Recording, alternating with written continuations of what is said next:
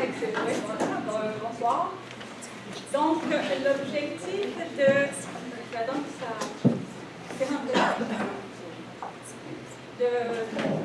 Plein de choses qu'on m'a dit avant, il y a quelqu'un qui s'est demandé pourquoi on n'avait pas des conférences d'ouverture avec un chercheur qui vient de l'extérieur, comme c'est la tradition au GDM depuis toujours, je pense. Et la réponse est simple. J'ai pas de la responsabilité, donc allez, j'ai une réponse pour l'autre. Ça fait longtemps que... Non, rien. Et moi, je ne l'ai pas trié. Ça fait longtemps qu'on ne s'y côtoie au GDM. Mais on se côtoie beaucoup d'une manière informelle. On fait nos soupers, on fait nos pauses, on jase, on prend les nouvelles à chaque année. On a notre rencontre des didactiques tous les années. On rend tous les autres didacticiens du Québec vraiment jaloux parce qu'ils ne sont pas capables de détenir leur colloque de manière si régulière. Mais, veux pas, il y en a plusieurs parmi nous qui on ne sait pas tout à fait. Des fois, on sait ce qu'ils font, mais on ne sait pas ce qu'ils ont fait. On sait plus ou moins ce qu'ils comptent faire dans le futur. Donc, on connaît des êtres humains, mais on connaît un peu moins les chercheurs.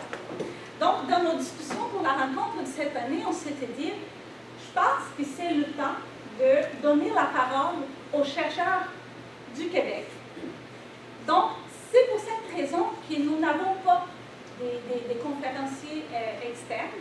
C'est pour venir, je ne dirais pas faire le point, ça serait un peu d'être prétentieux, mais tracer un portrait de la recherche qui est menée au Québec par des chercheurs québécois. Et c'est ça, pas plus compliqué. Je me suis dit, c'est le fond, j'ai ça le temps. Tant qu'elle a organisé, on va augmenter le quota du plaisir là-dessus. Et on va commencer avec nos trois premiers représentants des chercheurs du Québec. Donc, Suleiman Barry, qui est professeur à l'Université du Québec à Chicoutimi. Doris Janot, qui est professeur à l'Université du Québec à Montréal. Et Geneviève Lézard, qui est professeure à l'Université du Québec à Ottawa, qui vont nous parler des contenus de recherche en didactique des maths, diverses routes possibles. Et je vous donne la parole. Bonne conférence. Et on vous posera plein de questions sans doute.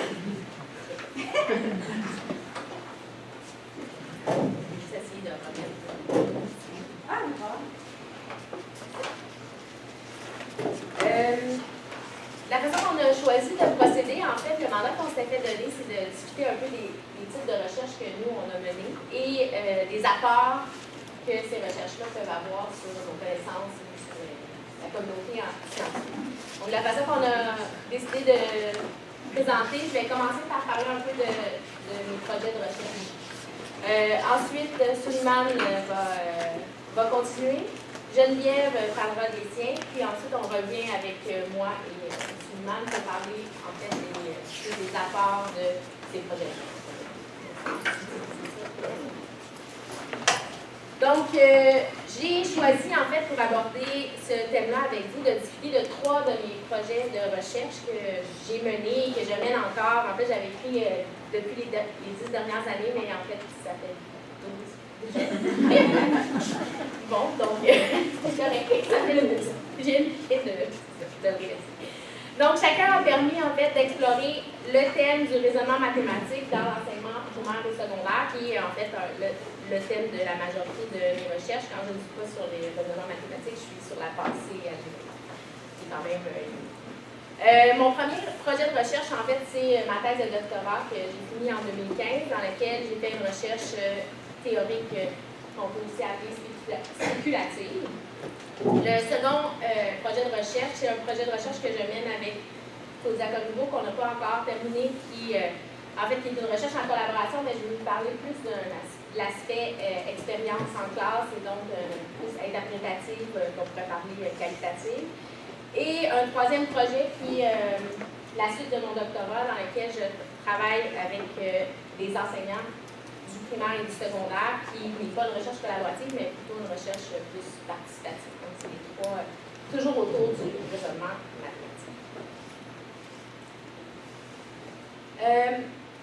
Donc, comme je le disais, ça fait 10 ans que je m'intéresse au raisonnement mathématique. Et quand j'ai fait mon doctorat, une des questions que je me posais, c'est quoi le raisonnement mathématique? Puis je cherchais un peu à définir, j'avais beaucoup de difficulté à trouver quelque chose qui me convenait comme définition. Et donc, c'est pour ça que je me suis lancée dans une recherche dite théorique spéculative pour essayer de définir, en fait, de développer un modèle du raisonnement mathématique pour l'enseignement au primaire et au secondaire.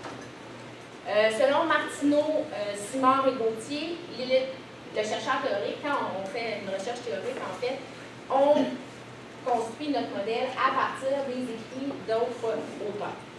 Donc, je pense qu'il y a d'autres types de recherche théorique, mais c'est le type de recherche que moi j'ai entrepris, c'est-à-dire de partir de textes de la littérature, d'autres chercheurs de ma communauté, et de les interpréter pour développer un modèle. Et pour en fait essayer de rendre ça le plus, je dirais, valide possible, le plus recevable, ben, j'ai voulu m'appuyer sur une méthodologie particulière et j'ai pour ça appuyé ma méthodologie sur l'anasynthèse qui a été développée par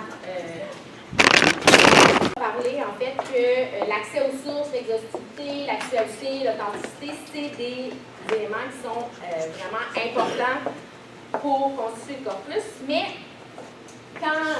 en fait, aujourd'hui c'est encore plus, mais à l'époque, quand j'ai commencé en 2007 à faire des recherches sur le raisonnement mathématique sur ERIC, bien, en tapant raisonnement mathématique enseignement secondaire ou en anglais, j'avais plus de 1500 publications qui sortaient. Donc là, c'est comment je fais le ménage, comment je fais pour choisir. Donc, une chose que j'ai cherché à faire, en fait, c'est de m'intéresser à, la reconnaissance des revues pour la communauté en didactique des mathématiques. De m'appuyer vraiment sur d'aller chercher des revues qui sont reconnues par la communauté. Il y avait aussi l'idée de saturation des propos. À un moment donné, il y avait quand même des textes, des gens qui étaient cités par d'autres, donc les propos revenaient. Et les dates de publication m'ont permis de faire des choix. Mais même après avoir lu beaucoup de textes sur le raisonnement mathématique, je me retrouvais quand même avec un autre problème, c'est maintenant comment j'analyse ces textes-là, puis comment je ramène des propos qui ne sont pas nécessairement construits dans des perspectives qui sont cohérentes, dans un tout qui est cohérent. Et en fait, ça m'amène à un choix que j'ai fait, c'est d'adopter la perspective cognitive pour situer mon modèle. Perspective, je vais me retrouver dans mes notes. Donc, en me plaçant dans la perspective cognitive, cette perspective-là, ce qu'elle dit, c'est que les mathématiques, mais aussi, en fait, la recherche en didactique et les connaissances scientifiques, c'est un discours. Un discours, non pas au sens uniquement je parle, mais ça va inclure des gestes, ça va inclure un vocabulaire, ses propres règles, ses propres médiateurs visuels, des énoncés qui vont être acceptés généralement par une communauté. Donc, en adoptant cette perspective-là, ça m'a permis de faire des choix dans les propos des auteurs pour en arriver à construire un modèle qui, selon différents degrés, est le plus cohérent possible avec la littérature que j'avais. Donc ça, c'est le premier modèle. Je vais vous parler, le premier projet, je vais vous parler du modèle un peu plus tard. Le deuxième projet que j'ai mis en place avec Claudia il y a déjà 2014, je pense même. Ouais, on l'a commencé il y a quand même plusieurs années, dans lequel, en fait, je me suis intéressée, on s'est intéressé au matériel de manipulation, mais en particulier au raisonnement mathématique que les élèves mettaient en place en classe lorsqu'il y avait du matériel de manipulation. Puis ici, en fait, l'observation en classe et l'analyse à partir du modèle développé dans ma thèse, en fait, a permis de mettre de l'avant une variété de raisonnements mathématiques chez les élèves primaires, ce que je vais vous parler, en fait, dans la seconde partie. Mais dans ce projet-là, en fait, il y avait un défi, en fait, à relever. Et ce défi-là, c'est que un élément important pour Claudia et moi, c'était de respecter la culture et les contraintes de la classe de mathématiques. Mais en fait, on voulait aussi, en tant que chercheur, mettre en place des conditions favorables pour développer le raisonnement mathématique tel que mon modèle le proposait. Donc là, c'était comment, finalement, conjuguer les deux, comment en arriver à développer des tâches qui vont aller répondre aux besoins du milieu que les enseignants vont accepter, et en même temps, proposer un modèle qui va, proposer aussi une tâche qui va favoriser le développement de ce modèle-là. Et comme le modèle n'a pas été développé à partir, en impliquant les enseignants, en fait, c'était surtout de la littérature en recherche. Ça ne veut pas dire qu'il n'y avait pas de recherche-action, qu'il n'y avait pas certains enseignants, mais la majorité, c'était des chercheurs en didactique des mathématiques que j'ai pris en compte pour construire un modèle. La question qu'on peut se poser, c'est comment, en fait, le modèle que j'ai développé peut vivre en collaboration avec les enseignants, comment les enseignants vont lui donner sens, mais aussi comment moi je peux enrichir le modèle de la voix des enseignants. Ce qui me mène à mon troisième projet, qui est une recherche dite participative, dans laquelle, en fait, je m'intéresse avec les enseignants du primaire et du secondaire, sur lequel on va parler de raisonnement. C'est quoi le raisonnement mathématique pour eux? C'est quoi dans leur pratique? Comment ils mettent en œuvre en classe? Comment ils le développent? Et dans ce projet-là, l'entretien de co-analyse est quelque chose d'extrêmement, qui prend beaucoup d'importance. Et l'entretien de co-analyse, en fait, elle s'appuie sur des entrevues qui sont faites individuellement en premier. Souvent, quand on fait des entretiens, on va voir l'entretien de groupe, puis après l'entrevue de groupe, mais là, à ce moment-là, c'est l'inverse, c'est qu'on fait des entretiens individuels, puis on va réinjecter, en fait, dans ces entretiens-là, je vais parler de raisonnement avec les enseignants, ils vont m'amener des exemples de pratiques en classe qui développent le raisonnement. Et moi, je vais leur suggérer aussi des tâches dans lesquelles on peut discuter autour de raisonnement d'élèves.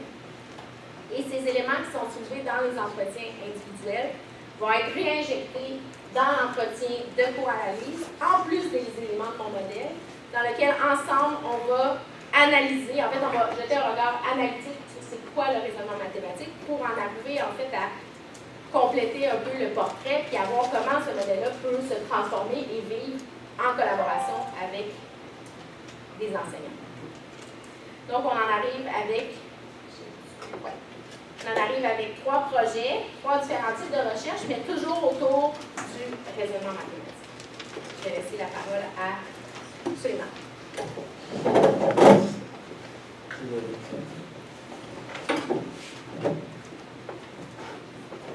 Merci d'abord aux organisateurs d'avoir pensé à nous, à moi. Je suis en train de parler de, comme le titre l'indique, mon ancrage dans la recherche collaborative. Tantôt, quand je venais, j'étais assez déconcerté. Quand je vis Nadine, elle me il va falloir que je sois plus sérieux. Pas là, je ne suis pas là. Je fais comme si. Moi, je blaguais quand je disais à Doris, j'ai été baptisé en recherche collaborative ici, en 2003, dans le cours où j'ai découvert la recherche collaborative, qui était le cours de Serge.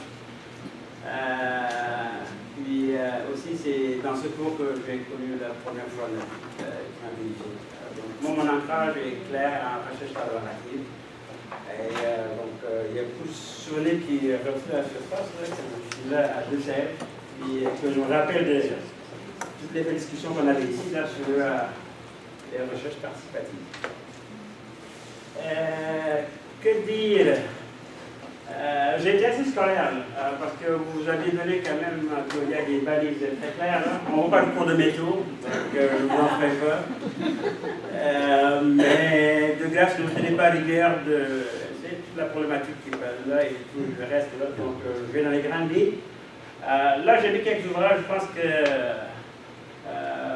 pour donner une saveur ou pour donner une idée de mon ancrage en recherche collaborative et aussi en recherche participative. Le type de recherche que je fais, c'est un cas de recherche participative. Alors là, j'ai vu le premier livre qui est là, qui est un livre édité par Martha, dans lequel j'ai coécrit avec Christine et Nadine un texte qui parlait un peu de recherche collaborative, mais qui parlait aussi d'autres types de recherche. Moi, j'ai toujours aimé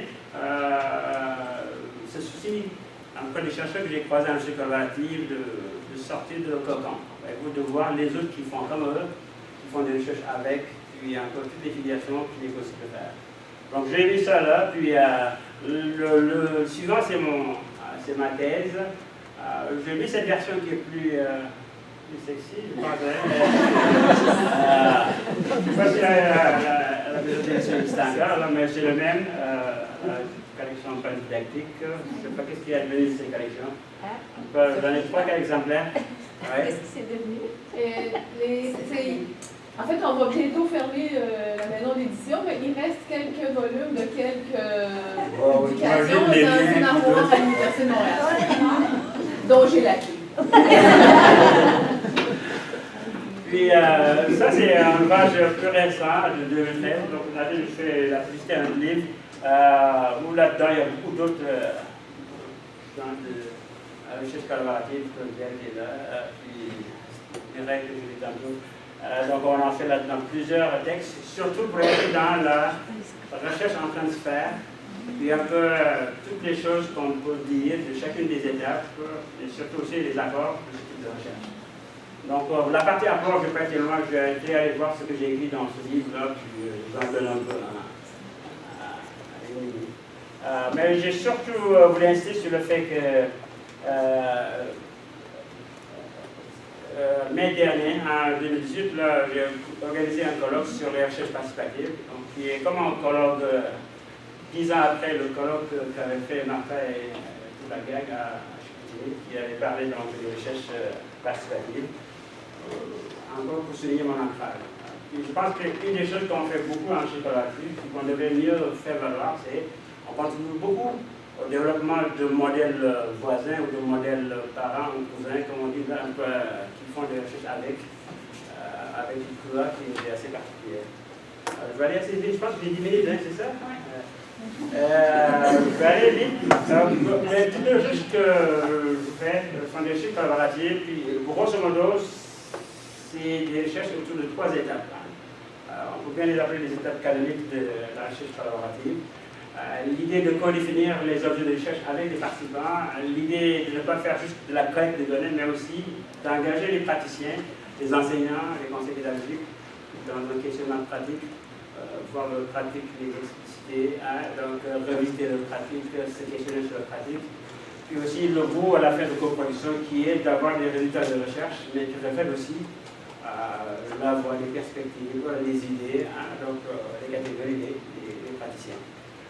Donc, j'ai toujours mis ici encore à côté ce clin d'œil recherche participative pour dire on est dans cette famille-là.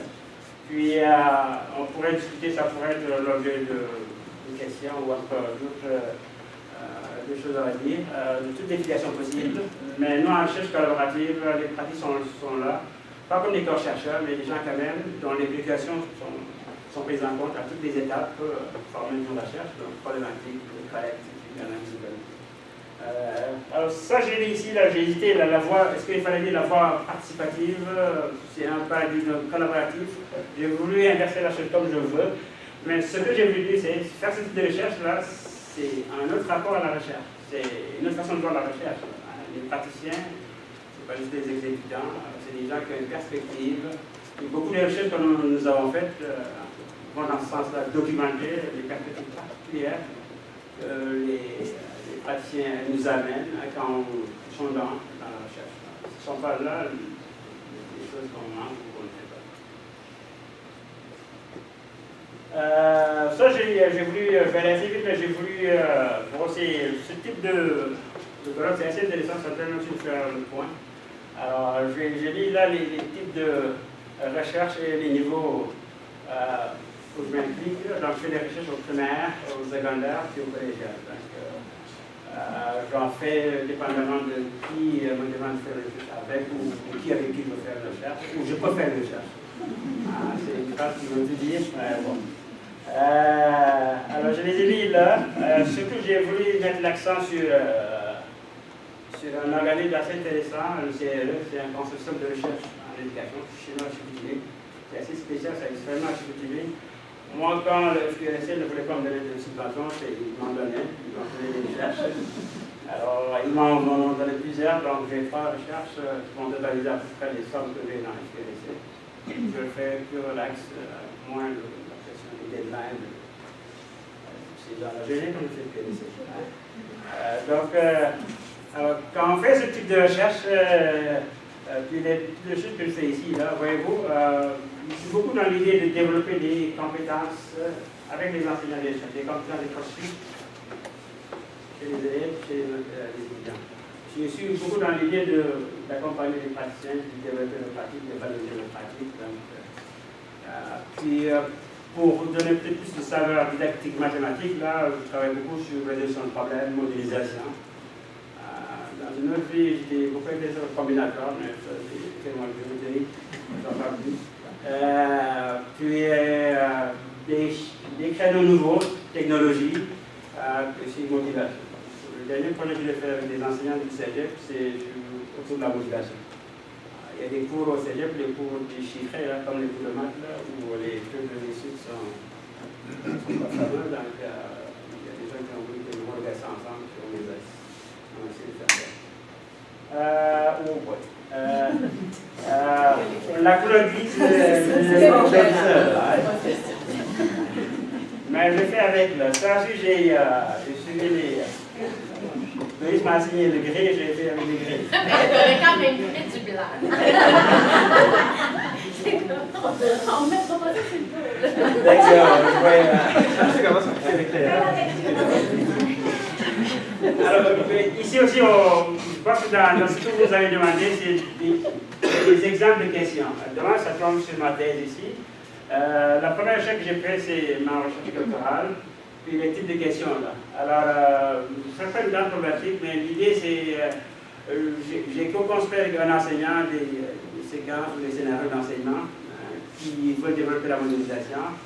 Puis dans la recherche, je me suis beaucoup intéressé à regarder qu'est-ce que moi comme chercheur, puis qu'est-ce que l'enseignant injecte là-dedans, qu'est-ce qu'on amène, qu'est-ce qu'on mobilise comme ressources. Donc,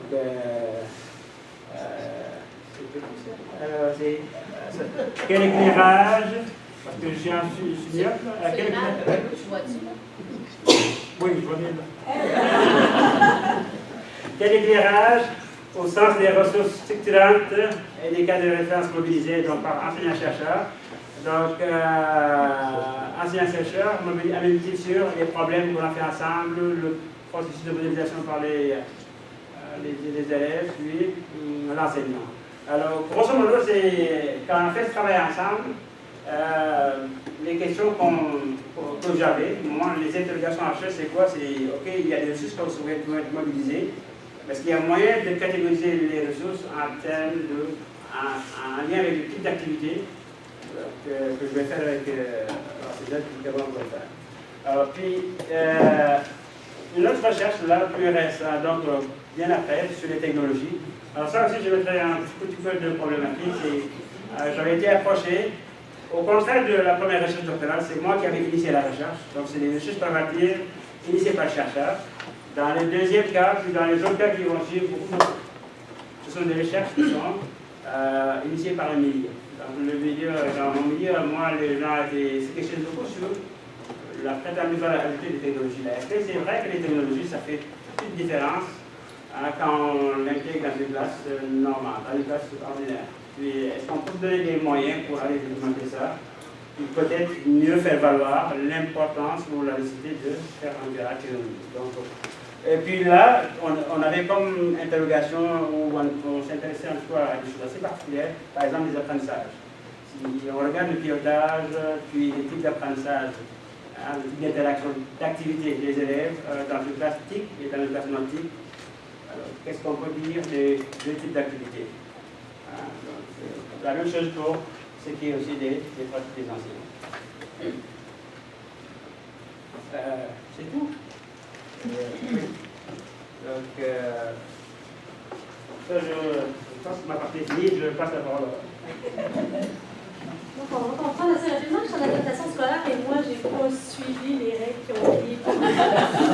Mais en fait, je suis quand même partie de la thématique. On nous a dit de parler de notre méthodologie, des routes méthodologiques qu'on utilise.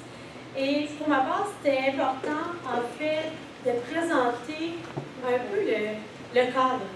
C'est-à-dire que si j'étais que chercheur et que je consacrais tout mon temps à ça, si je n'avais pas à faire l'enseignement, donc d'être formatrice, dans la gestion sociale, dans la productivité, tout ça, certainement que ça irait dans différentes directions.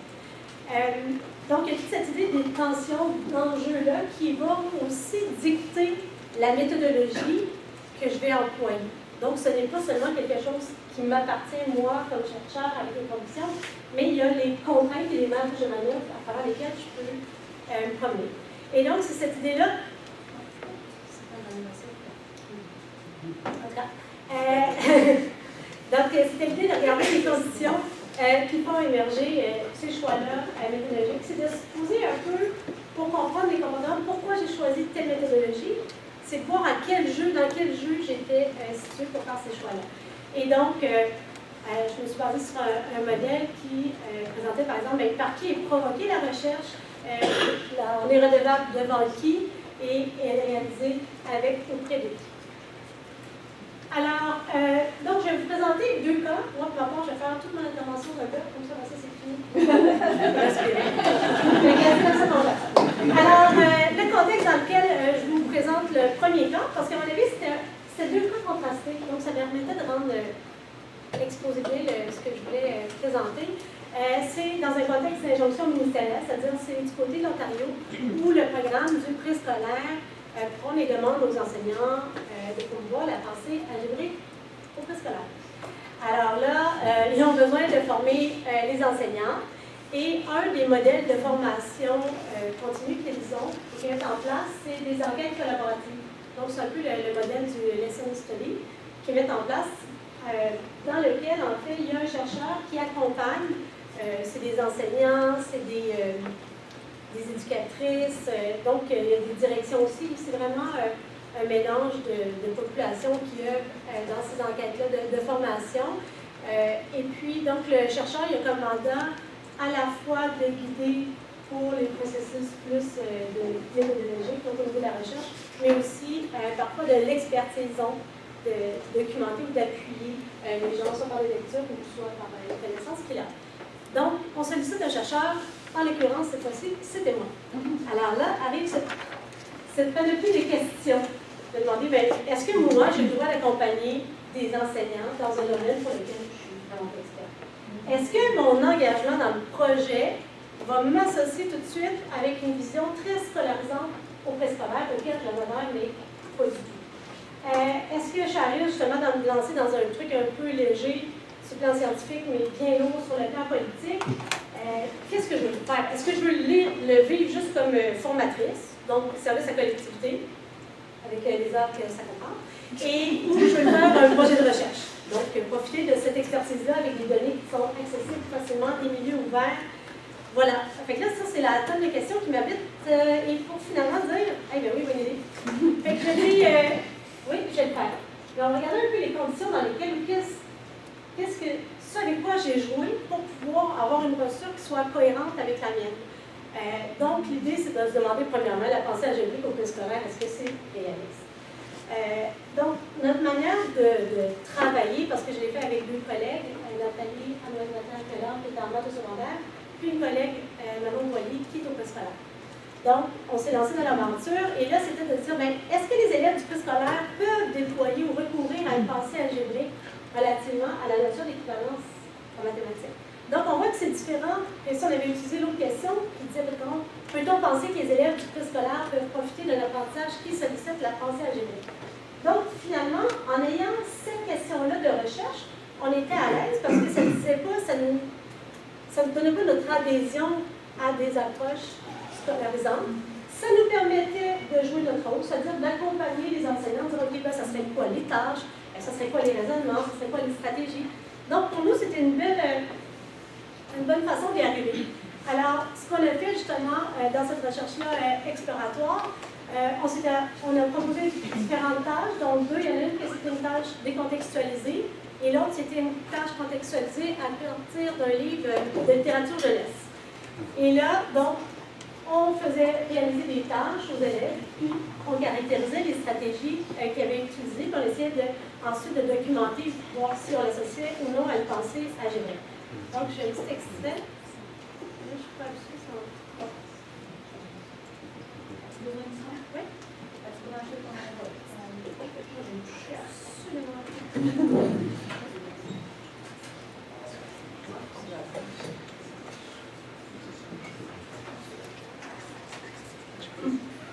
Donc, je vous propose d'écouter cette petite.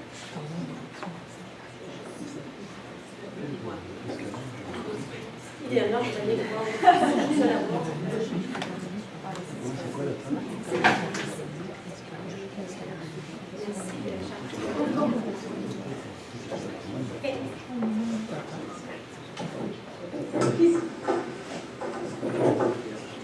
Ici, il y a le cube, ici, il y a le coin. OK. Qu'est-ce que je peux faire pour en avoir autant?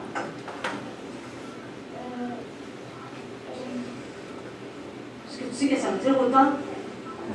Eh bien, qu'est-ce que je fais pour en avoir? Tu l'enlèves 4 ici. Je fais la fois égale. Vas-y. Pourquoi 4? Là, ça serait presque égal. Puis on enlève 4 aussi de là. Ça serait peut-être égal. Ça fait 1 ici, ça fait 4. OK, vas-y. Donc, comment tu fais pour être certain que ça égal? 1, 2, 3, 4, 5, 6, 7. 1, 2, 3, 4, 5, 6. Et ceux-là, là, est-ce qu'il y aurait moyen de les donner à chacun, à nos amis aussi, pour toutes les utiliser? Si on veut qu'il y en ait égal, là, mais on veut utiliser tous les cubes. Qu'est-ce que tu ferais avec ceux que tu as dans tes mains?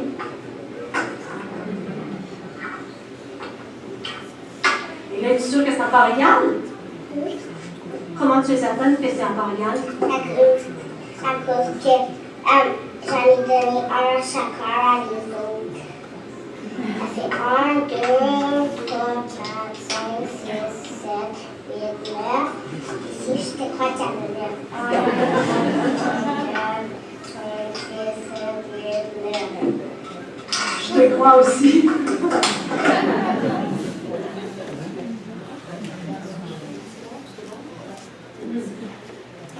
Donc, vous voyez, c'est le genre de...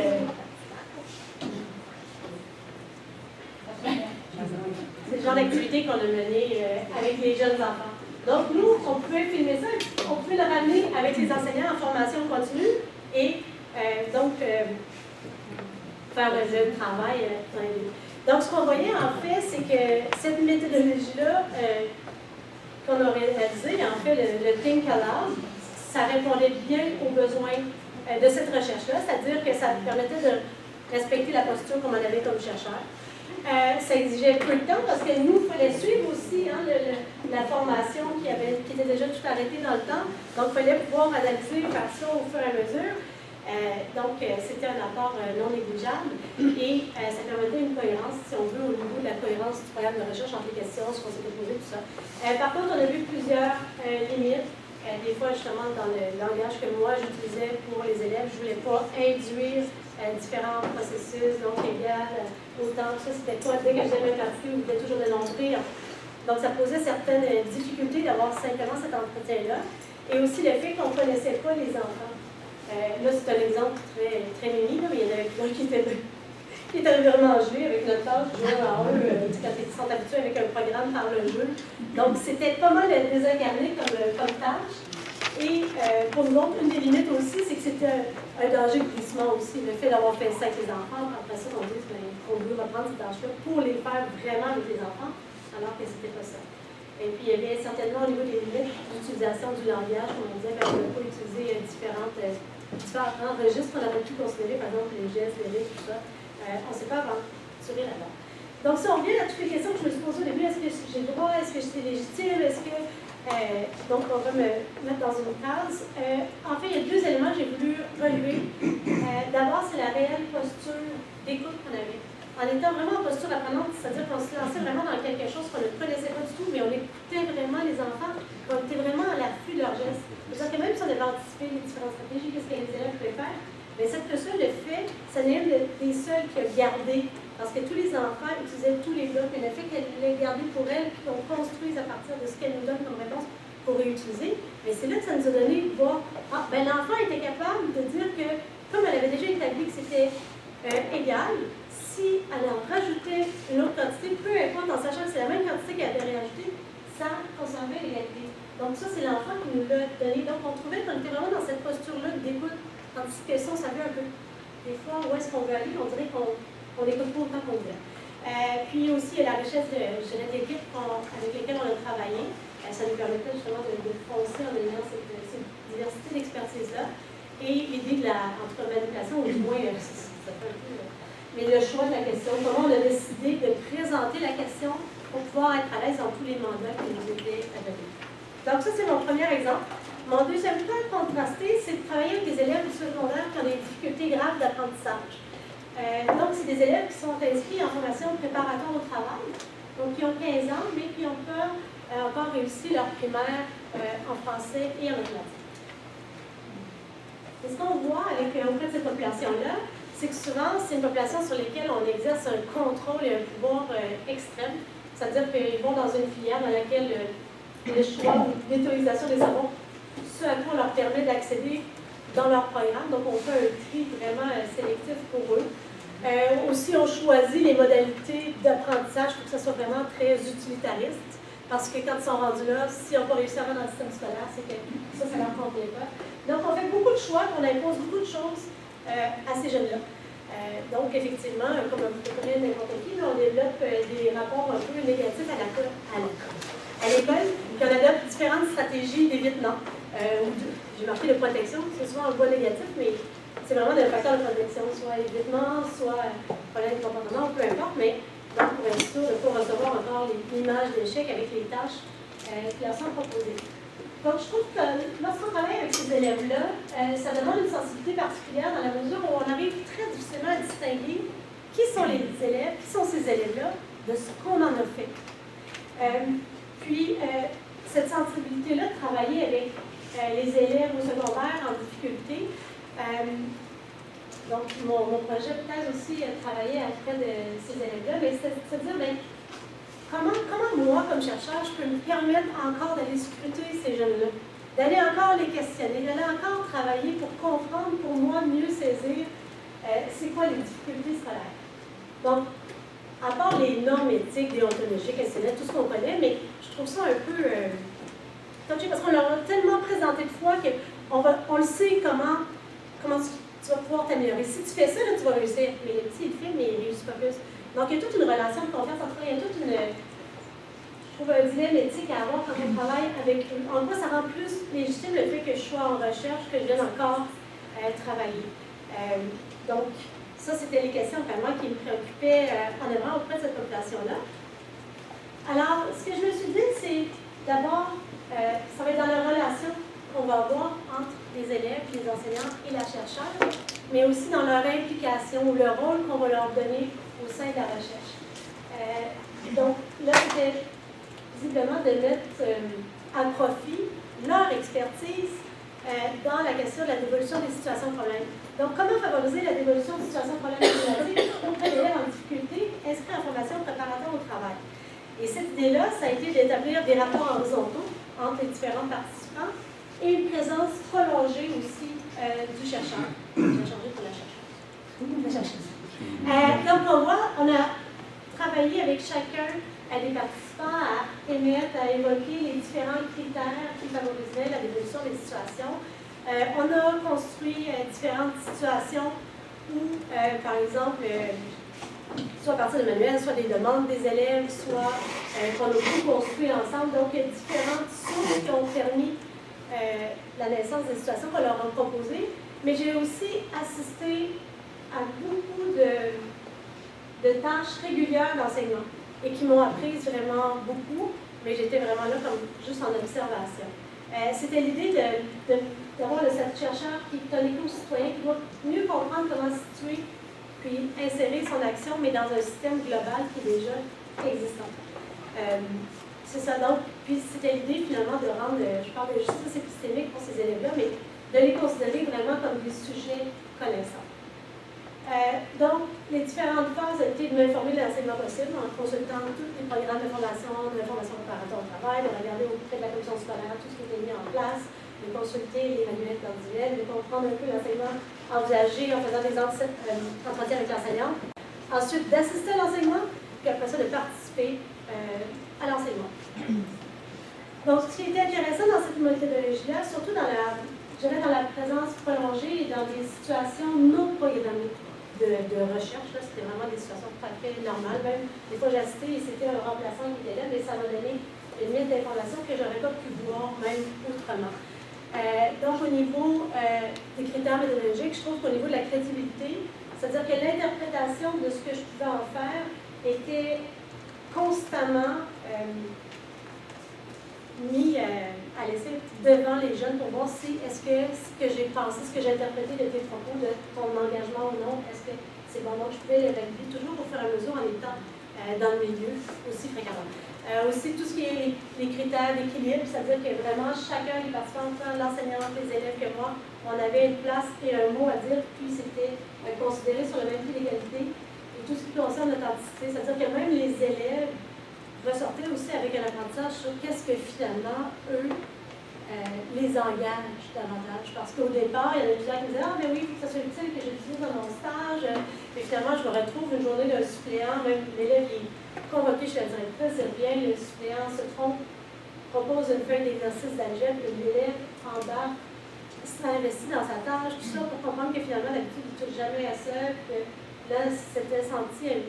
Donc, pas avoir été dans ces circonstances-là, je n'aurais pas pu le confronter et dire « Regarde, tu sais comment tu vas t'en servir dans ton stage? Est-ce que c'est quelque chose? Puis, est-ce que tu vois tout le temps, documenter tout le temps que tu as passé dans l'activité? » Donc, ça permettait même lui de mieux se connaître, puis finalement, peut-être de départir tout ce qu'on lui dit qu'il est, mais finalement, il était pas.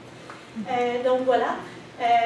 Alors, au niveau des retombées, je trouve une contribution sociale utile, comme j'ai pour pouvoir documenter un peu la construction des difficultés scolaires, comment on arrive à construire ce concept-là, qui n'est pas toujours, qu'on associe beaucoup trop à l'élève avec ces difficultés. Donc, pour moi, c'est une contribution importante.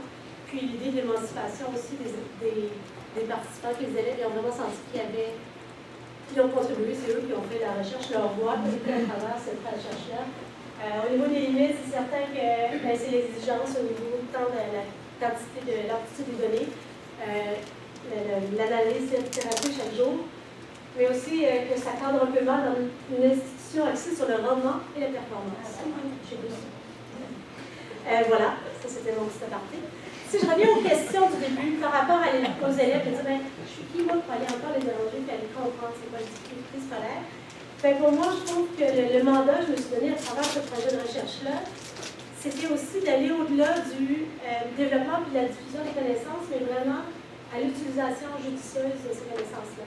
Donc, pour moi, quand je prenais le petit, au début, le diagramme, redevable devant qui, là, moi, je ne me sentais pas redevable devant l'organisme subventionnant, je ne me sentais pas redevable devant, mais je me sentais redevable devant ces jeunes-là. Et ça fait en sorte aussi que j'ai fait certains choix méthodologiques. Là. Donc, c'est pour ça que j'ai utilisé cette citation-là, qui dit que, dans le fond, la place accordée à l'élève dans cette recherche-là, y compris la méthodologie, lui permet de se voir comme source de savoir, connaissance crédible et signifiante. Donc, pour terminer la partie, je l'ai relevé à travers tout ça. Dans le fond, c'est toute la posture, la cohérence, finalement, la posture du chercheur, mais qui peut être dans des voies complètement et des méthodologies complètement différentes. Mais pour moi, ce qui reste toujours, ça va être l'importance de l'humilité du chercheur, puis surtout son ouverture aux autres qui ont des potentiels des gens en travail. Ça, c'est la bonne idée.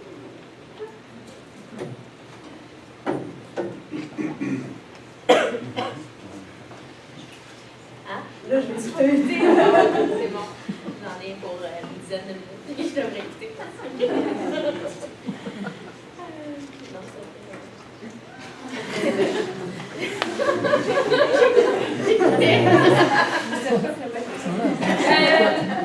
Donc, j'aimerais vous parler en fait au niveau des apports en termes de raisonnement mathématique des trois projets que j'ai brièvement présentés avant, c'est-à-dire la recherche théorique, la recherche qualitative et interprétative et la recherche participative. Donc, je vois un peu chacun de ces types de recherches-là comme une façon d'éclairer une facette différente du thème du raisonnement mathématique. Donc, son sens en tant que concept, comment on peut décrire les raisonnements mathématiques déployés chez les élèves, quel sens il va prendre dans les pratiques quotidiennes des enseignants. Donc, on est toujours autour du même thème.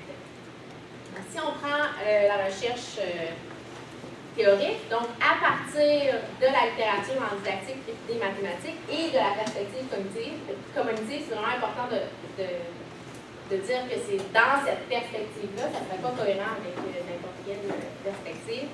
Donc, j'ai élaboré un modèle de raisonnement mathématique dans lequel le raisonnement va être défini comme une activité de communication avec les autres et avec soi-même, qui va permettre d'inférer des énoncés mathématiques à partir d'autres énoncés mathématiques. Il y a deux aspects caractéristiques qui caractérisent le raisonnement mathématique, en fait, dans ce modèle-là. Il y a son aspect structurel, comment les inférences se structurent. On va parler, par exemple, de déductif, inductif, abductif, ce qui est assez commun, en fait. C'est quelque chose qui était relativement bien développé dans la littérature parce qu'on en parle beaucoup en philosophie et en logique. Donc, ça vient un peu de ce côté-là. On avait, par exemple, si on prend le modèle de Toulmin ou encore le modèle de Peirce, on va trouver ces éléments-là. Et aussi l'aspect processuel qui était présent dans la littérature, mais qui n'était pas structuré, en fait, qui n'était pas synthétisé.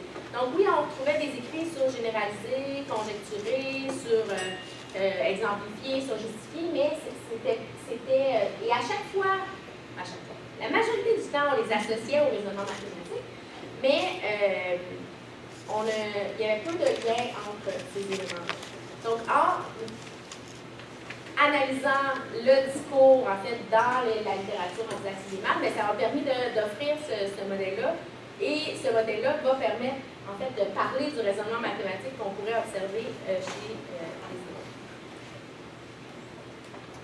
les élèves. Et donc, c'est ce que j'ai fait avec l'expérimentation en classe dans le projet de Claudia. Donc, on est... Comment tu dis? Avec Claudia, notre projet. Donc, on est allé beaucoup en classe, mais dans le cas particulier qui vous intéresse, je voulais vous parler de la fabrique du collier, qui est une tâche qu'on a en fait transformée du livre de Fosnot, c'est ça, qui est le jeune mathématicien en action, dans lequel en fait les élèves ont à construire des colliers. Et nous, ce qu'on voulait, c'est que les élèves construisent un modèle de collier pour pouvoir avoir à commander les billes, puis ensuite ils vont pouvoir faire le collier pour eux.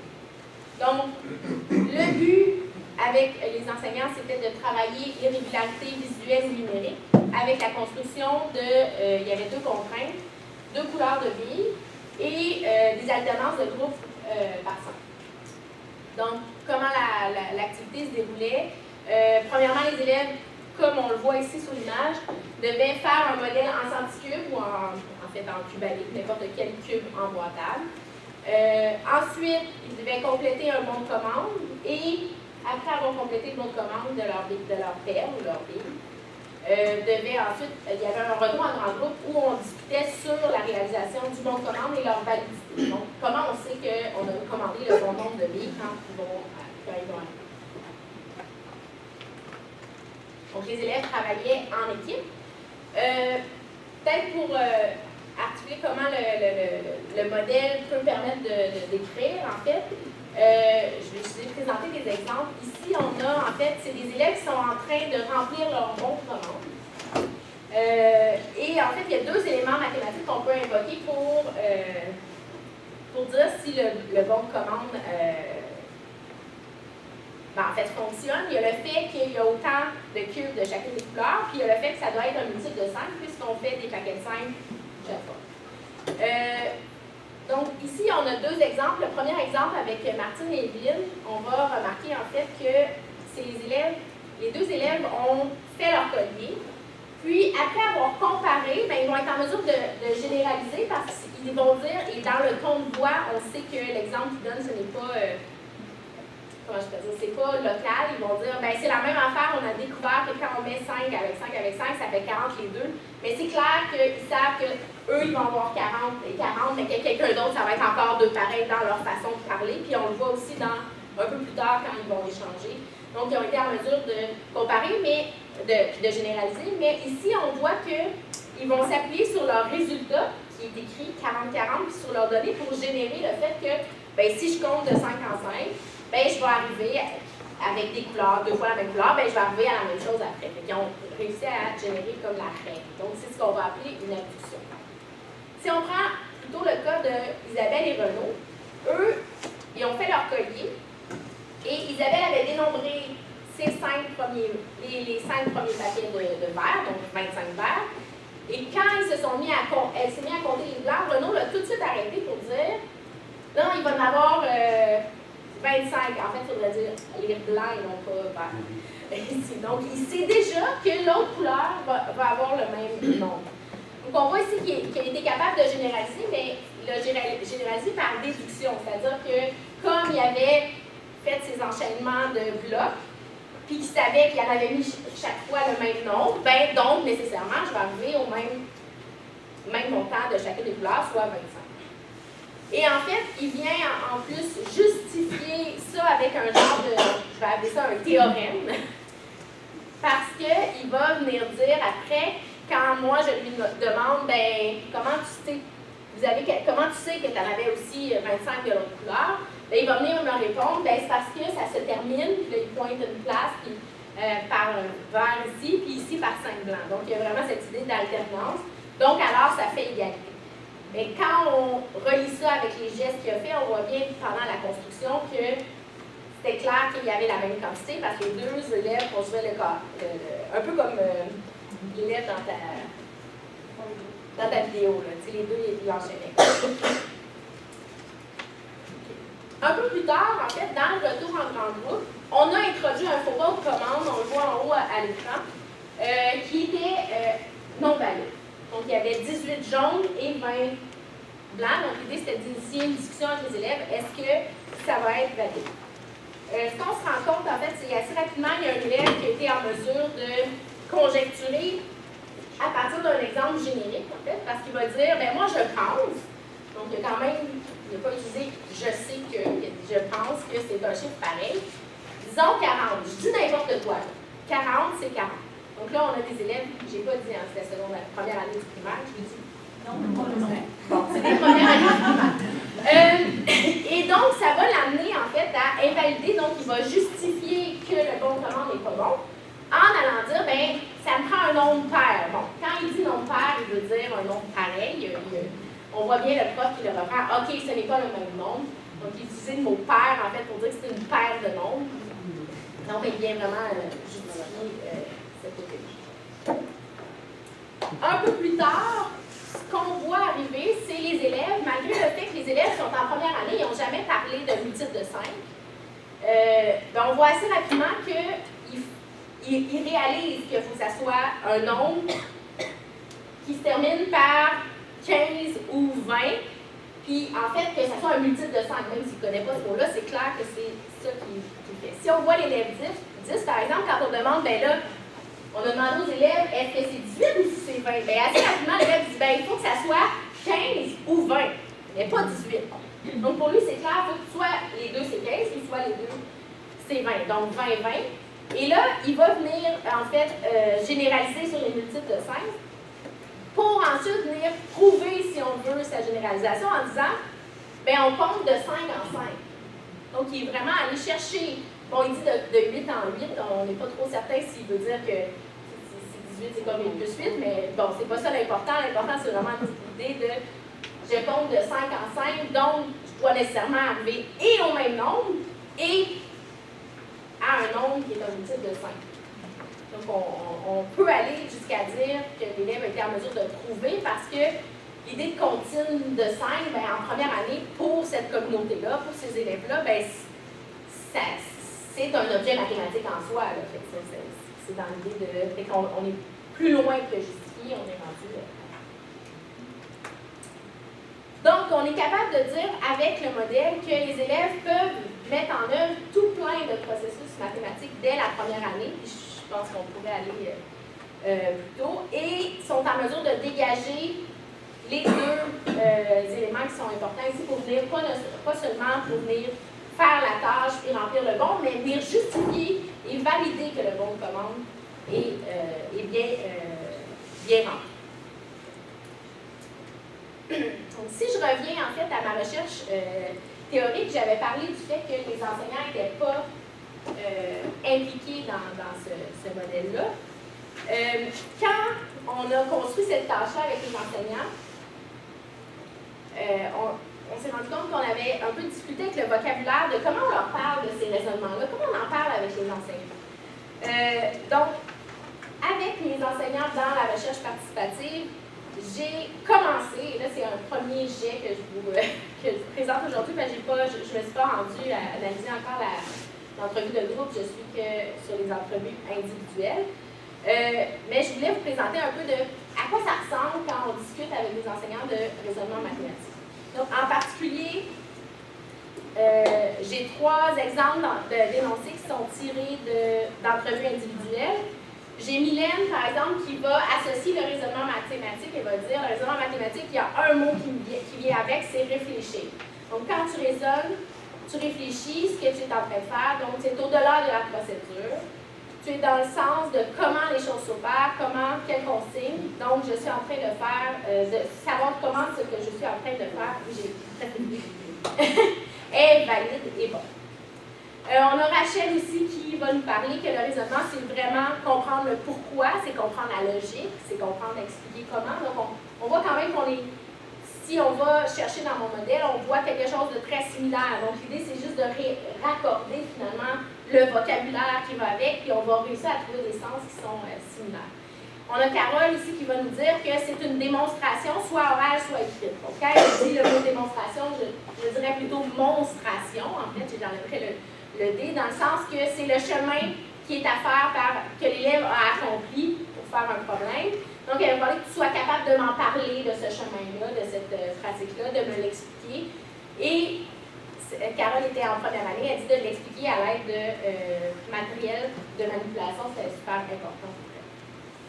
Donc, quand on va chez les enseignantes, en fait du primaire, parce que dans ce cas-là, c'était les enseignantes du primaire, on se rend compte que le raisonnement mathématique est lié à un vocabulaire particulier, comprendre, bien beaucoup, réfléchir, communiquer, expliquer, à un type d'apprentissage particulier, donc on n'est pas seulement sur appliquer, mais on est sur donner du sens, à être capable de réinvestir aussi les apprentissages, mais aussi beaucoup lié à des pratiques de classe, par exemple, questionner le pourquoi, faire manipuler, dessiner, représenter, communiquer à l'oral ou à l'écrit, se convaincre de la validité d'une solution.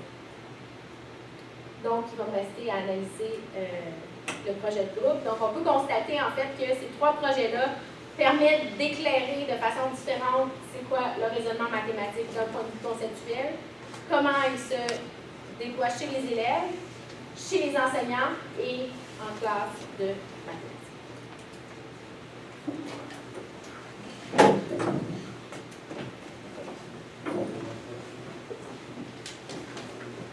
Alors, moi, dans la partie finale qui est là, je réponds à la question qui nous a été posée. Quel apport de l'étude de recherche que nous faisons pour le domaine de l'objectif des maths?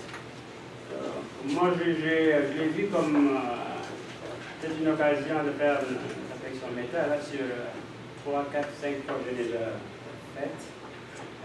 Je pense que la meilleure façon peut-être d'y répondre, c'est de vous donner une idée des avenues, là, des pistes que j'explore quand je travaille avec les enseignants ou avec des conseillers pédagogiques. J'avais mentionné des questions qui étaient difficiles à voir tantôt. Je parle beaucoup des cas de référence existants qui sont là. Je travaille avec un enseignant, c'est quoi son cas de pratique? Peut-être que je vais vous parler. Puis si on est 1 ou 2 ou 3 chercheurs à travailler avec des enseignants, qu'est-ce qu'on a comme cas de référence sur les tâches? Ça va beaucoup colorer un peu le type de collaboration qu'on va avoir. Donc je suis beaucoup dans ça, puis documenter, observer, pratique effective. Dernièrement, je suis beaucoup dans pratique effective, hein, donc au-delà du discours, au-delà juste de des déclarations sur les pratiques, là, qu'est-ce qu'ils font effectivement. Et ça, c'est un bout plus difficile. On sent qu'on devient très intrusif. Puis il y a des praticiens qui jouent plus ou moins le jeu. Donc, se faire filmer, puis sur vidéo, discuter de l'activité qu'on a faite, c'est une autre paire de manches, puis c'est pas évident. Ça fait partie des limites des choses qu'on découvre quand on fait ce type de recherche. Et quand on se dit, là, on serait tellement mieux de laisser l'enseignant faire ce qu'il veut dans sa classe, puis après de le rencontrer, de parler avec lui. Des fois, c'est moins malaisant. Puis, je suis beaucoup dans l'idée de croiser les perspectives. Donc, quelque part, si l'étude de jeu que je fais, puis d'autres font, je pense à l'idée aux autres, c'est l'idée un peu de documenter ce croisement de ressources. Qu'est-ce qui vient de part et d'autre là, puis qu'est-ce qui se construit au croisement. Donc, les contributions des uns et des autres. Puis, quand on parle de contribution, c'est avec les lectures, la façon de voir, les analyses qu'on porte sur à la fois les tâches, à la fois le pilotage en classe, quand les enseignants sont en classe, ils font travailler les élèves, puis des fois aussi quand on fait un retour sur tout ça. Donc, ça, j'ai tenu à préciser là. Je vais revenir à... j'ai mis plus petit mes questions parce que moi je trouve qu'un résultat de recherche, c'est une réponse à une question de recherche. C'est ma façon de voir. Une réponse à une question de recherche ou une élaboration autour d'une question de recherche. Des fois, on voit bien quand on fait des recherches, là, on se rend compte qu'on avait des questions plates. Ou des questions pas bien claires. Ça, c'est pas dans by the book, mais quand on se fait là, on se rend compte qu'on fait ça. Ici, si je prends ma chute de doctorat où j'étais sur le plus quels éclairages en termes de ressources, enseignant, moi et l'enseignant, on amène sur les problèmes, sur le travail des élèves, puis sur un enseignant qui veut développer la modélisation. J'ai pu documenter une analyse de part et d'autre, j'ai pu documenter des façons de faire, donc des ressources, et ce avant les expérimentations, pendant les expérimentations, puis après les expérimentations. Là. Puis ici, c'est peut-être le lieu de dire, quand on parle aussi des résultats de recherche, on ne peut pas passer à côté de cas d'analyse ou des outils conceptuels qui nous aident.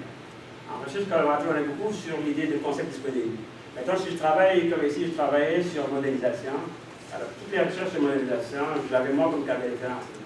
Mais ici, les questions comme telles qu'elles sont teintées, là, on parle beaucoup de ressources structurantes. Là, c'est la notion de ressources structurantes de Dave, que j'avais en tête, puis avec lesquelles j'ai fréquenté. Donc, on les a comme pas des catégories à appliquer tout de suite, là on ne s'enferme pas dans des catégories à appliquer sur les données,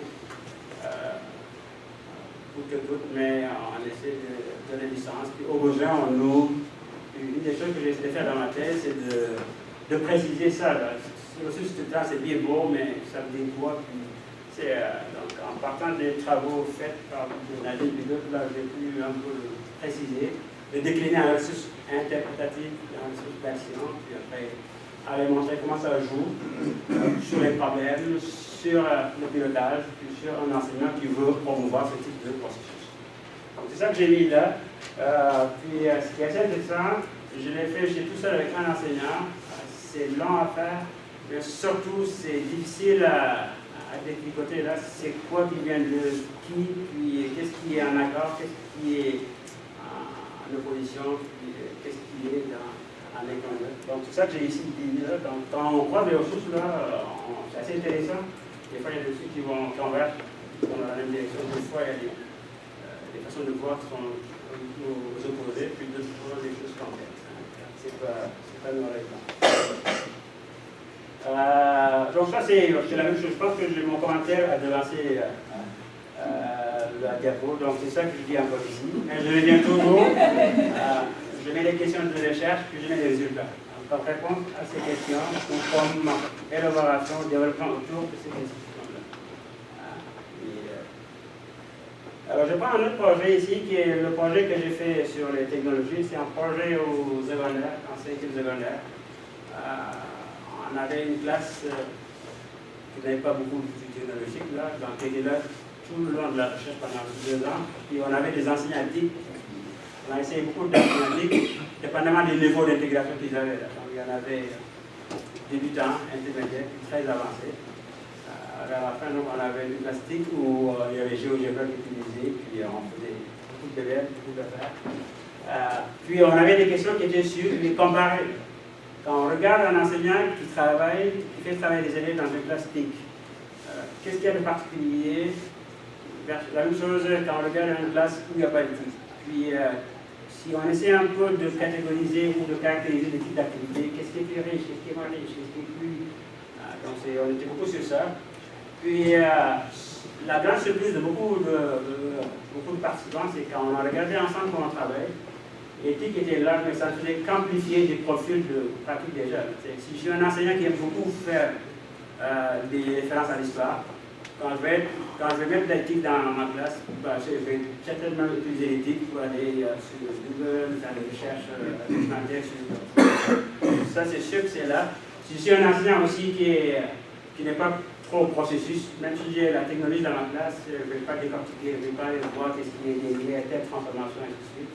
Alors, on l'a fait sur différents sujets, là, sur le frigo, on l'a fait sur les graphes, on l'a fait aussi sur les transformations géométriques, pour voir en fait que c'est sûr, pour certains objets mathématiques, là, il y en a certains à avoir la technologie parce que ça permet de visualiser beaucoup de choses. Mais il y a des pièges. Puis ici, c'est une recherche où on a obligé les participants à prendre des données quantitatives. Donc, il y avait toujours des évaluations après chaque série d'enseignements, puis on regardait un peu les notes de l'examen. Donc ça a été compliqué à analyser tout ça. Puis on l'a fait, mais en réalité, on ne pouvait pas juste sur la base des élèves qu'on avait conclure que toute classe était performante.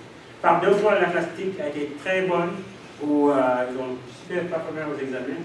Puis heureusement pour moi, mais heureusement pour certains, la dernière boucle, la classe traditionnelle a mieux performé que la classe TIC. Puis ça donnait beaucoup de crédit à tout le volet qualitatif du travail, pour lequel moi je suis tout d'accord, mais au début, là, je n'avais pas le choix de faire les deux. Puis, une chose que je pourrais dire là-dedans, qui est assez intéressante, c'est ce qu'on appelle le piège du processus magique. Là.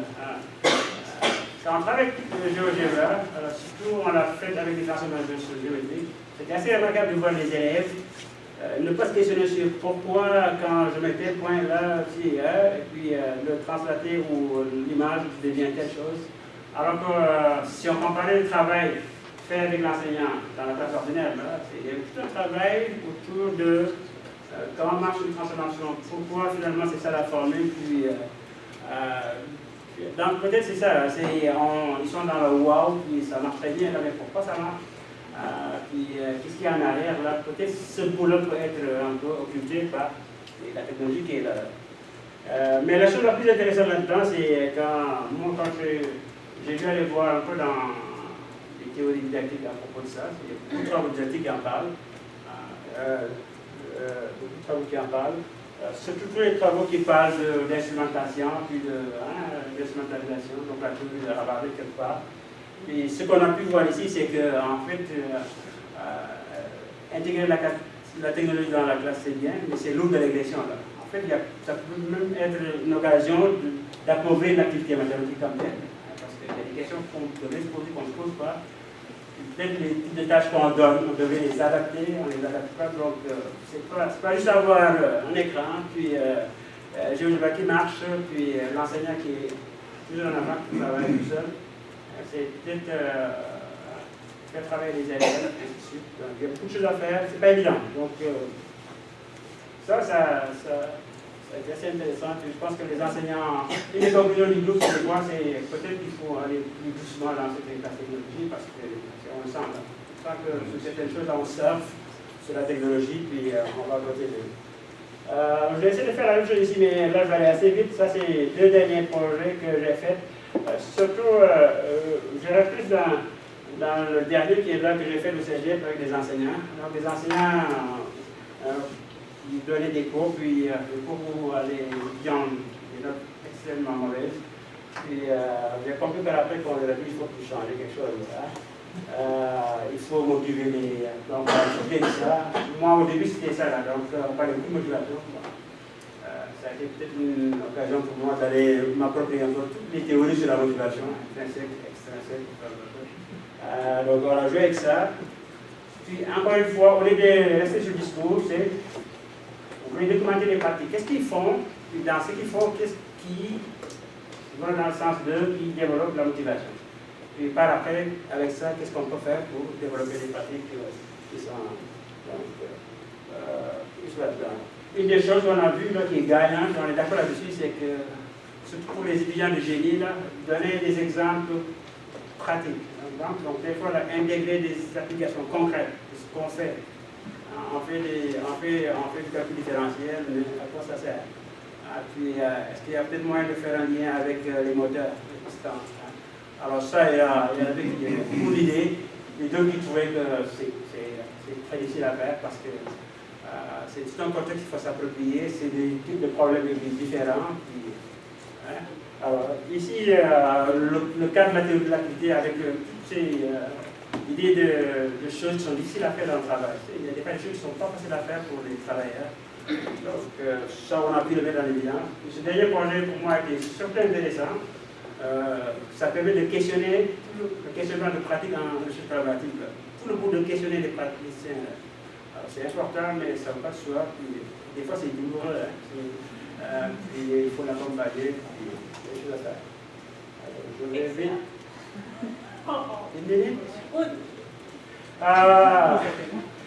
Les avantages de mes recherches, je pense que pour les praticiens, ça permet certainement un développement fonctionnel. Je pense qu'il y a un texte qui est vieux, mais il y a quelque chose d'actualité que j'avais écrit avec Nadine, ou avec ses recherches, puis ma recherche a montré un peu comment ça peut être un dispositif de développement professionnel, de l'intérieur de la démarche.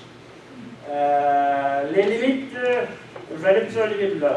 Est-ce que le nombre de participants est une limite? Il y en a qui me le reprochent comme tel. C'est juste une recherche avec une personne ou deux personnes. C'est pas avec des grands N. Moi, je le vois comme une limite, mais pas vraiment comme une limite. Est-ce que la durée, c'est un problème? Ça, on le voit souvent là. Alors, il y a des enseignants qui sont habitués à faire des recherches. Les chercheurs viennent et font un mois, puis c'est fini. Là. Puis nous, quand on veut faire ça 2 ans, 3 ans, on a l'air de gens qui savent pas où on va. C'est plus compliqué. Et surtout, c'est difficile peut-être, le type de jeu qu'on fait, de faire contrepoids à des recherches qui vont plus vite, qui impliquent moins, qui sont moins dans le détail, qui sont moins introduites, je disais, puis qui sont moins dans l'idée de la recherche comme en marathon et non en sprint. Puis j'ai mis ici de belles situations en français pour dire qu'il faut résister à la pression de faire vite les recherches. Une recherche qui est molle ou une recherche qui est lente, ça peut être dans le monde, c'est des recherches. Puis la science, c'est pas Merci beaucoup.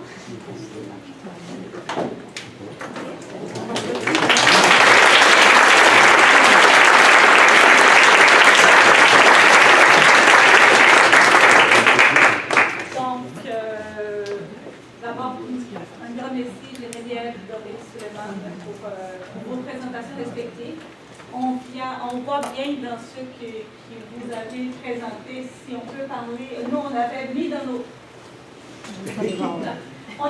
la fiche 3 routes, je pense qu'on pourrait avoir plusieurs différentes. À la fois le milieu prend les décisions pour nous, nos cadres prennent les décisions pour nous, l'organisme subventionnaire, non, pas que. Mais en fait, c'est une richesse vraiment très intéressante. Mais moi, je ne me tarderai pas trop. Je vous donne la parole si vous avez des questions, des commentaires. C'est ouvert. Puis ça va un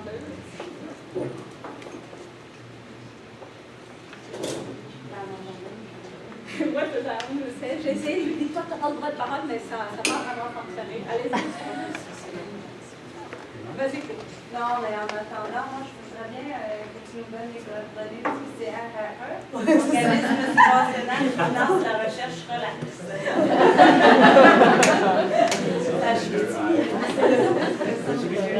Viens chez nous. C'est la stratégie. Ben, moi, parce que l'entrée était méthodologique, puis en en fin de compte, on se rend bien compte que c'est vraiment difficile de désimpliquer objet et méthodologie. Puis j'aimerais vous entendre là-dessus, en fin de compte. Si on parle d'apport d'un type de recherche, là, Doris, finalement, tu as dit, bon, j'avais un objet, mais 3 méthodologies autour de l'éclairage d'un même objet, dans les deux sens. Là. Mais si tu penses à la part de la recherche théorique, tu verrais ça comment? C'est pas une question facile, parce qu'on se questionne aussi sur les résultats de recherche, on est dans ces questions-là, mais ce serait quoi la part ça peut être, ça fait un coup, là, j'aime bien mettre en ethnographie, par exemple, avec comment vous la part de la méthodologie de recherche. Ou sinon, les coordonnées du CRH.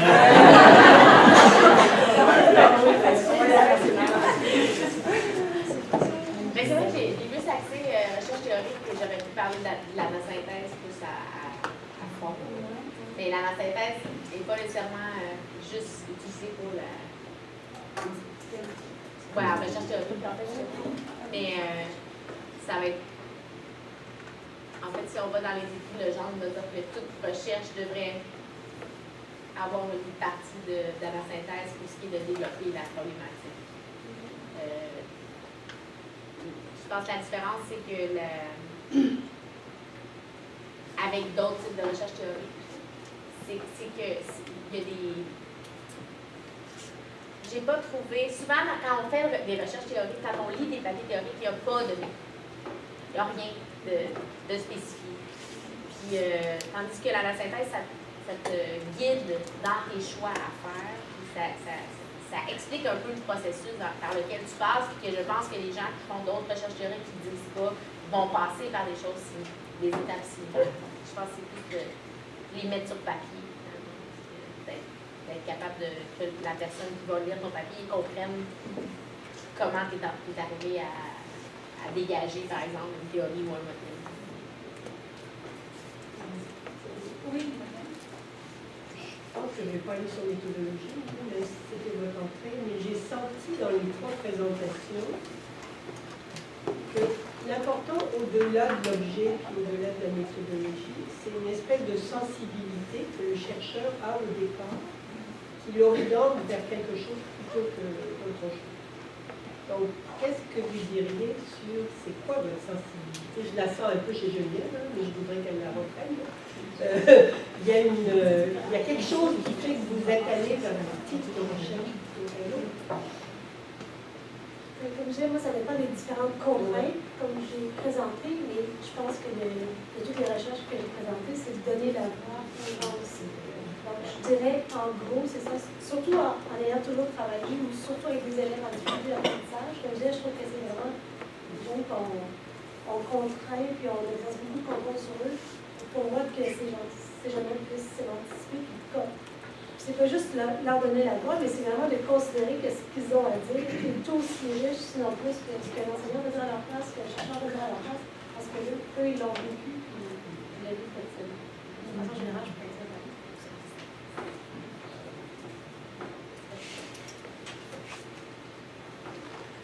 Les autres?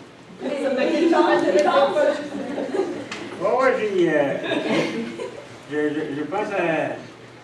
pense à la question de Nadine. C'est pas facile. Okay. Pourquoi moi, je pense que les recherches que j'ai faites avec les praticiens avec qui j'ai fait ça, le dilemme que j'avais toujours au début, surtout après la thèse, c'était moi, là, c'était ma recherche. Au début, c'est moi qui voulais la faire, puis j'ai essayé de convaincre. Mais depuis, là, pour tous les autres projets que je fais, en fait, souvent, c'est des demandes d'immédiat. Puis c'est là où c'est plus délicat. Quand ça vient te dire, oui, je veux le faire, la pertinence sociale est là. Ils ont un problème, puis ils veulent faire quelque chose. Mais est-ce que ça va faire le recherche? C'est ça, je le sais, recherche collaborative, pour moi, ça veut dire formation mais recherche. Est-ce que la formation, des fois, elle est là? On sait que si on va là, On va faire de belles rencontres, on va discuter, on va peut-être les aider, on va faire comme des journées pédagogiques ou des demi-journées pédagogiques ou des formations. Et où le volet recherche là. Donc, moi, il y a ça là. Moi, comme chercheur, là, je pense que je continue à faire valoir que les chercheurs ont une place dans le milieu, puis il y a une perspective assez particulière à faire valoir. Puis il y a peut-être moyen pour les chercheurs, bien sûr, d'arrondir les angles, puis de construire, de faire quelque chose ensemble avec les...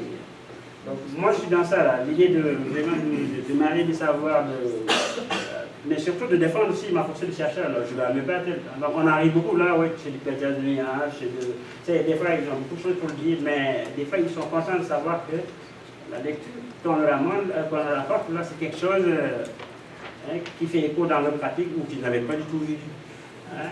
Donc, par exemple, je me rappelle dans mon projet de thèse, là, tout le cours sur les modèles induits, c'est bien beau, là, mais quand l'enseignant a vu que certaines illustrations, ça donne déjà la réponse, puis lui, c'était important. Là. Donc, moi, c'est cette sensibilité théorique là, que je veux continuer à incarner. Même si je sais maintenant qu'il faut y mettre de l'eau, parce que c'est peut-être le travail le plus passionnant que je trouve là. Quand je regarde les écrits, c'est un peu de voir la viabilité, il y a beaucoup de cadres, il y a beaucoup de modèles, comme des restes là, puis le chercheur dans son bureau qui l'a fait, puis c'est très flyé, là, puis ça fait quoi dans une classe, puis comment on peut le... Je dirais que c'est la communication entre les communautés ou à l'intérieur des communautés qui est un sujet pour moi qui est super important, dans le sens que quand je me suis intéressée au raisonnement mathématique au départ, c'était en tant que formatrice. Les nouveaux programmes venaient de sortir, les enseignantes, mes futures enseignantes qui étaient dans mes classes, rentraient dans les écoles, les enseignantes du milieu leur demandaient c'est quoi ça, cette compétence-là, ils revenaient dans ma classe. C'était un besoin de formatrice, mais en même temps, c'est devenu aussi un besoin de chercheur. Puis finalement, ben, c'est aussi d'être capable de parler entre chercheurs, parce que des fois, on se parle, mais clairement, s'il y a quelqu'un qui est à l'extérieur, il dirait qu'ils sont en train de se parler, ils se parlent à eux-mêmes, mais ils ne se comprennent pas, ils ne disent pas la même chose.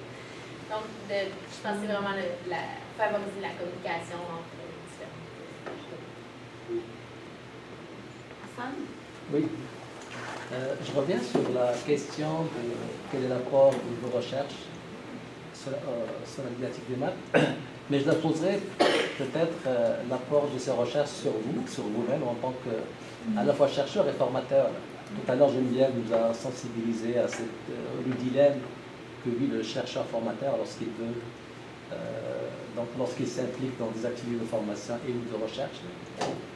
Et puis, je pense que dans un colloque 2016, je crois, Nadine, dans sa conférence, a montré que des spécificités de la recherche sur la pratique des mathématiques au Québec, c'est le lien étroit qu'il y a entre recherche et formation. Donc, j'aimerais savoir, est-ce que ces recherches que vous avez conduites ont eu un apport sur vous en tant que chercheur, mais aussi en tant que formateur? Et peut-être une question spécifique pour Suleiman. Dans tes recherches collaboratives, où il y a aussi un enseignant-chercheur, quel est selon toi l'apport de ces recherches sur cet enseignant-chercheur? Et cet apport est de quelle nature? Est-ce qu'il est au niveau des savoirs scientifiques ou autre chose?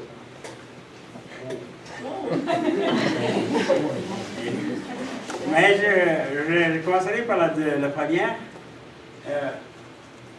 Quand on fait des recherches collaboratives, moi, le fait de faire des recherches collaboratives, d'être au contact avec les praticiens, ça, je suis passé très vite là-dessus, mais ça m'a comme donné le goût de m'impliquer davantage dans la formation à la pratique. Depuis un certain temps, je fais beaucoup de supervision de stage. Et j'essaie de réinvestir un peu la posture, une certaine posture ou encore certaines choses là, du travail que je fais avec les... peut-être qu'un objet qui émerge, qui est en train d'émerger, c'est un peu la formation de la pratique comme objet. Là, puis, on travaille avec les enseignants associés. Là. Il y a un texte récent que j'ai écrit avec une enseignante associée qui venait à la retraite, là, que j'avais vu il y a longtemps. Mais elle travaillait dans sa classe avec beaucoup d'affaires, puis c'était très, très beau. Elle travaillait avec le plan de travail. Puis je lui ai dit un jour, quand je serai à la retraite, là, sur cette table-là, on pourra écrire ça. Là. Puis effectivement, elle était à la retraite, elle m'a contacté, puis on a fait un travail d'une année là, où on regardait un peu c'est quoi son plan de travail, qu'est-ce qu'il entend pour son travail, puis comment ça fonctionne. C'est assez intéressant parce que quand on regarde les praticiens, là, ils ne sont pas dans les cloisons qu'on aime bien mettre nos chercheurs. Là. Moi, je suis constructiviste, moi, je suis cognitiviste, moi, je suis explicite. Ils naviguent beaucoup. Certains parlent que de façon opportuniste, maintenant de façon pragmatique, là, beaucoup de cadres, puis ils cherchent qu'est-ce qui est le meilleur pour leurs élèves. Ça peut être intéressant. Donc, pour la formation à la pratique. Pour les enseignants dont tu parles, la question que tu m'as posée, là, c'est quoi l'impact? Ben, je pense que quand on fait le cycle collaboratif, on l'amène à se questionner sur sa pratique. Là. Déjà, le fait de voir sa pratique. Là. Moi, je me souviens toujours des mots de l'enseignant qui disait, tu m'as permis, tes récits là m'ont permis de voir ma pratique, donc de lire mieux ma pratique. Peut-être qu'il y avait beaucoup d'imbéciles qui ne voyaient pas, donc toi, tu explicites des choses, tu mets sous les yeux sa pratique. Donc, tu sers de miroir. Ben, permet un peu de m'escaler, de grandir. C'est une avenue de développement professionnel. Là. Mais on avait dit la même chose, là, on les amène un peu à peut-être avoir un autre rapport à nos pratiques. Hein, puis, on va avoir Bednaz et Paris 2010. Vas-y, Rassad. C'est devant nos affaires aujourd'hui. Moi, je dirais, en fait, je suis pas dans ce rapport-là forcément hiérarchique de formateur formé, mais j'essaie plutôt de nous voir comme éducateur. C'est-à-dire que moi, je apporte une expertise que j'ai, eux apportent une expertise que j'ai. Dans les recherches, en étant souvent ou longtemps sur le terrain, j'ai été amenée, je parlais d'humilité, mais à jouer le rôle de l'autre. Perméabilité, des fois me mettre même dans la posture de l'élève, écouter la leçon d'enseignant, voir comment je réagis, comment je réponds. À jouer l'enseignant, à me faire observer, à me faire enregistrer par l'enseignant. Donc, en gardant les strates pas perméables, mais vraiment en allant dans les rôles des autres, je trouve que ça apporte une contribution, puis ça m'amène, moi, beaucoup à me développer comme chercheur, une certaine sensibilité aussi au choix ou à tout ce qui peut se passer dans une classe quand ils prennent une décision. Donc, c'est une formation autant pour moi que pour eux, mais c'est ça, je me donne plutôt le titre d'éducateur.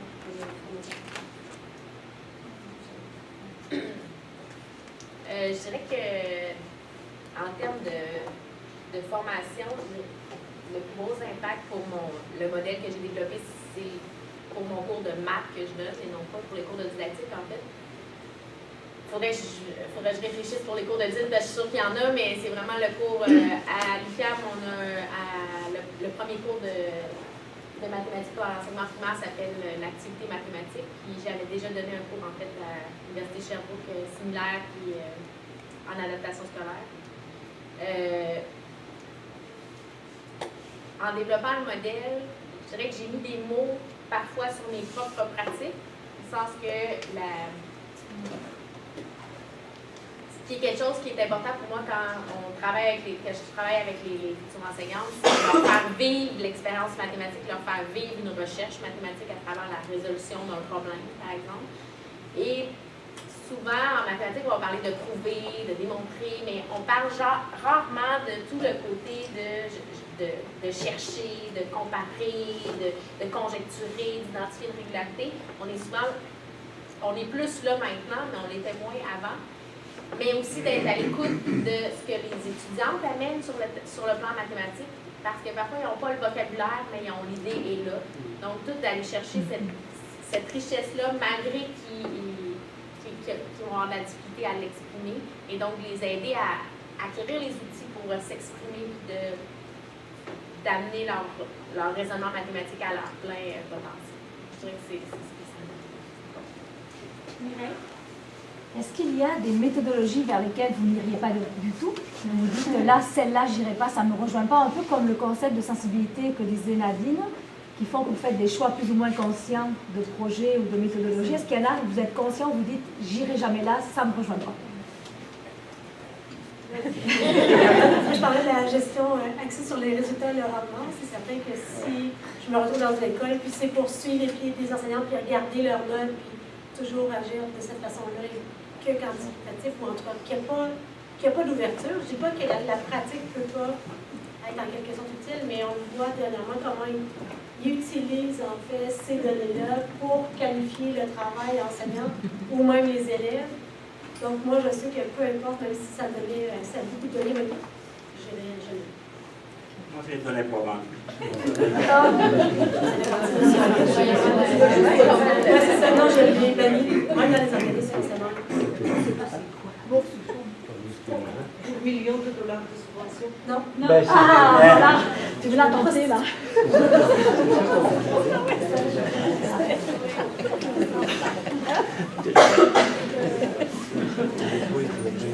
En fait, je dirais que ça ne veut pas dire que c'est la... Si je prends l'idée des données probantes, souvent on va associer ça à une recherche quantitative. Ça ne veut pas dire que je ne ferai pas de recherche quantitative, dans le sens que je pense que ça vient avec tout un bagage.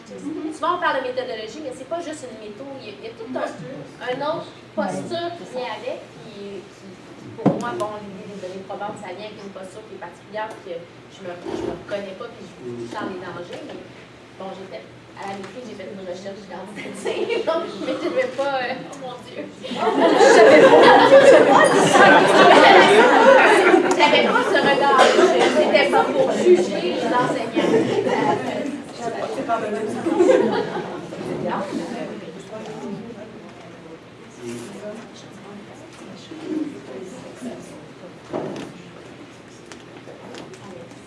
Si vous n'avez plus de questions, j'ai remercié nos trois conférenciers et je vous invite cordialement à le suivre en haut pour le